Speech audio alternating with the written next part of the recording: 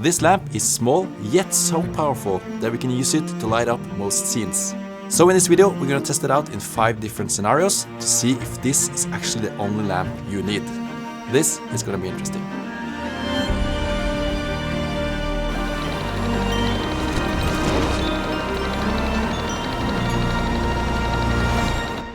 We see that the film industry is quickly transitioning from traditional lights to LED lights. Because of that, a lot of companies are seeing opportunities to enter this industry. And this is great for us filmmakers because then the companies, they have to compete to create the best products and the most innovative products, like the Zhiyun MOLUS X100. Can this lamp be used for everything? We're going to test it out on a car, on an interview, fake to sun, creating different moods, and a cinematic forest scene. So Mathias, you are the cinematographer here at Views. What was your first thought when you saw the lamp? My first thought was that it's super small, and I was actually really surprised that it has 100 watts. So it's, at least for its size, it's really bright. So I was really eager to test it out in different scenarios. Let's give it a good push. So one of my first thoughts was that when lighting inside a car, it's usually really harsh outside, at least in daylight when you're driving. I wanted to see if we could put this small light outside the car or inside and test a little bit about how we could light the subject inside the car. Okay, so right now, I don't know, but I'm assuming that I'm pretty dark and it's pretty bright outside. Okay, so this tiny little thing right here with the battery outputs 100 watts. That's pretty crazy actually.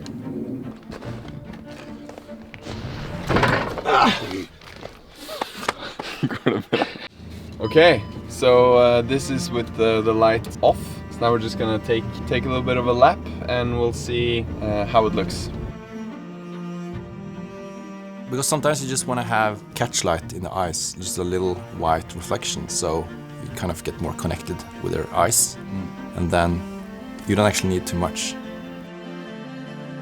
When we drove into the garage, where it's a lot dimmer, it worked really well. So this is with the light at 7%.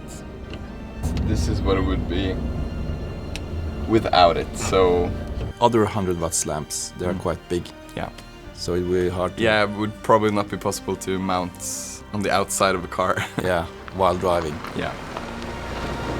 But yeah, that was a fun test. And also we had a lot of projects in the time we were testing this. So we got a project to interview a famous writer.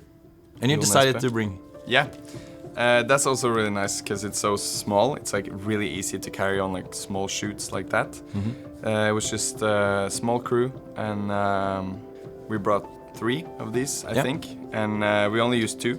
But that was more than enough. So for key light we used a big softbox with a Bowens mount. So to get that you can just apply this one and then you can attach a Bowens mount. We have a lot of softboxes and light modifiers here at the office. So being able to just connect it to this one, you can do a lot of different shots. So we have one soft light in front of the face and then we added a lantern in the back just to bring up some rim light on him and also just bring up the room behind him a little bit. Yep. We were able to put it pretty high up in the ceiling because it's so flat. Yeah. Regular lights are usually a lot bigger. Yeah. I think we only used it at 10% or something. Yeah. Since this was an interview, did you hear any noise? No, it was pretty quiet. Yeah. We've done some tests with it and the fan obviously does make a little bit of noise, but it's really, really subtle. Yeah, you can like see through it. So the air probably just flows through the whole thing. Yeah. I also did a project for our company in Germany. So we were asked to film at a dentist office and I brought one of these just to see if I could create an interesting background because usually in a dentist office there's a lot of soft light and I wanted to just see if we could create maybe some sun in the background. And I didn't have a spare light stand, so I just used the tripod we had and just mounted it to that. So the room was got a lot of daylight from outside. There were no like direct sun coming in, but I want to imitate that with this one. But because the room was so lit up, this had to be quite powerful to actually look like a sun and like become even stronger than the light we had there. I put it just outside the window, pointed it in, turned it 100%, 5600 Kelvin, and with this little reflector, and it actually gave some effect. I asked the client, "Did you like it?" And it looks good. Yeah, so far we have used it for a car scene, which was okay, and also we did an interview with several of these, and that worked great. And we also tried to make a sun, which worked. Yeah, in a way. And also like traveling, since you went to Germany, it's really nice to have it so small and compact when you're traveling. Yeah. And then I came to my mind. I wanted to see if we could actually shoot quite a lot of different moods for, maybe it could be like a short film at my cabin. So I thought, I was going to go there for a weekend. Could I just bring one bag with 3 of these, some modifiers, a tripod, a light stand, and a softbox, and just create different moods like sunset, daytime. So I tested it out and went to the cabin.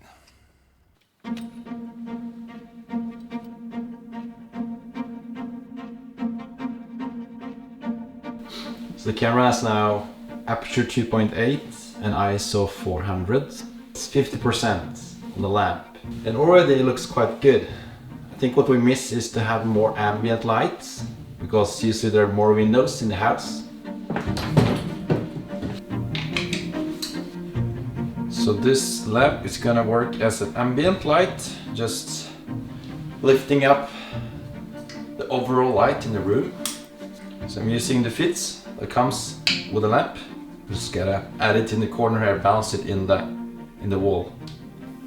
Without, with, and that, the third lamp. Inside here. Okay, now it's probably quite hard on my face, but having curtains that are like white and a bit transparent, it's easy to soften the light. So, but I still want to keep the shape, so I can use this side. So here's hard light, soft light. To the left is the real daylight, and to the right is what I did during the night. The next mood I wanted to create was a sunrise or sunset. Then you might only need one light. I just lowered the sun a bit. Just lower it down. I think it's always nice to create shapes on the wall behind here. So now I think the back is more pretty. Again, I can use the curtains to make things softer. Also, there's like a small detail. I added a little bit of light in that room as well.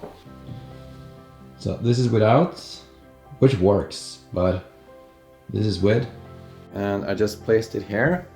Very quickly added one of the pillows from this chair to create a shape on the wall. So now the sun is turned into a moon.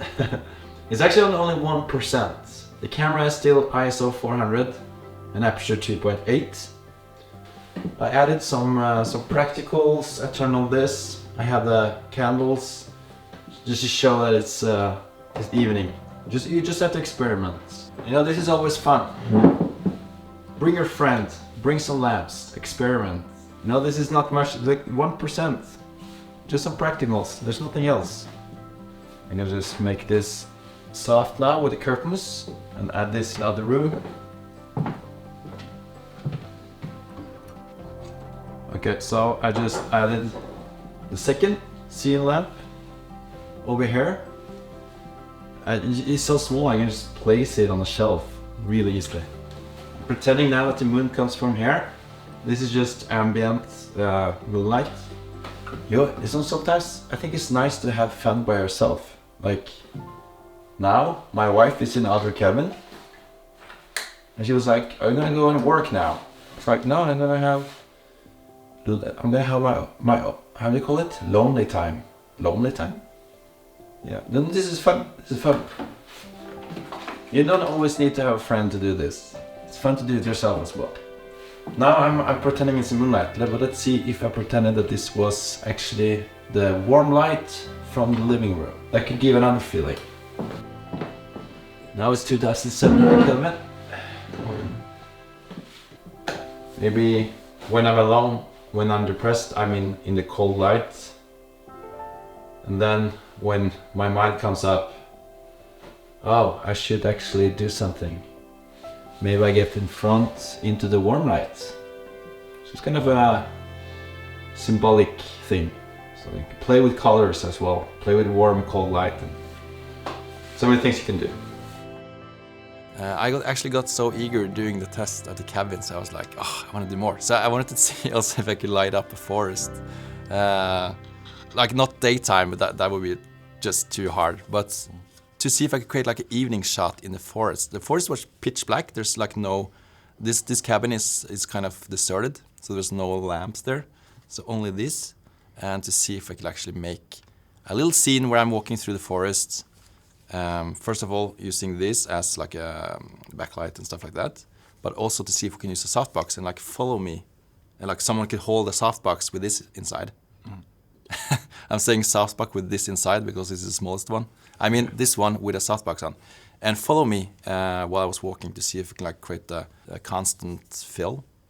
Because when you walk through a forest during the evening, I don't know, it should be like some fill should hit you. It shouldn't just be like one hard light from the side. So I tested that, and this is the result. Okay, so we have a forest scene. It's pitch black outside, but I added one of the lamps up here in the second floor, pointing into the forest. And then I have a second one hiding up here, also pointing down. As you can see, without the lights inside the forest, it's completely dark. If I turn around, so the idea is to have maybe one wide angle and then have a close-up. Now I'm on ISO 400, aperture 1.7. Okay, this is funny. So I just found like a branch sticking out. I just sticked it onto this. I don't know how that looks, but let's try. Okay, so this is too strong now. I can see 1%. Okay, let's try.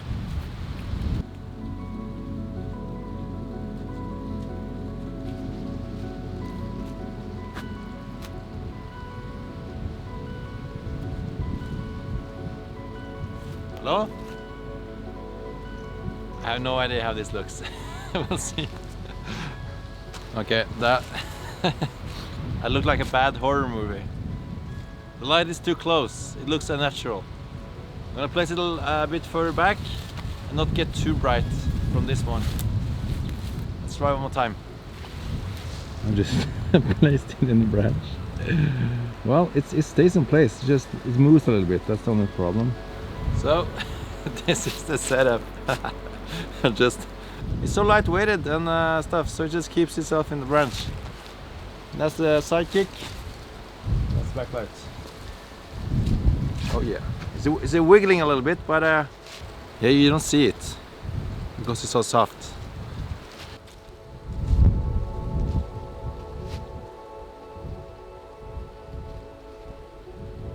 Hello? You can just do things to a certain extent when you are alone.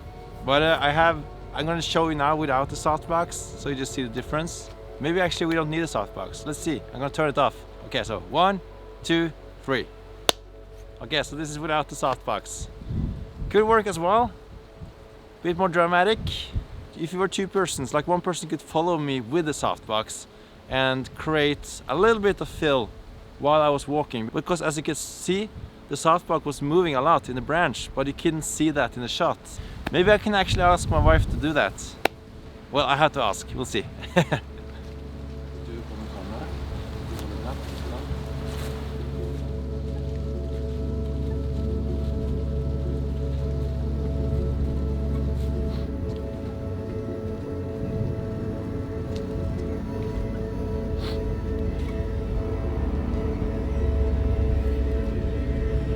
Hallå?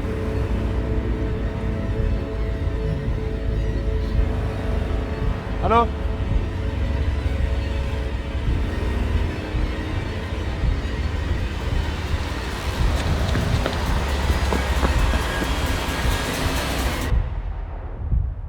So Matthias, conclusion, is this the only lamp you need?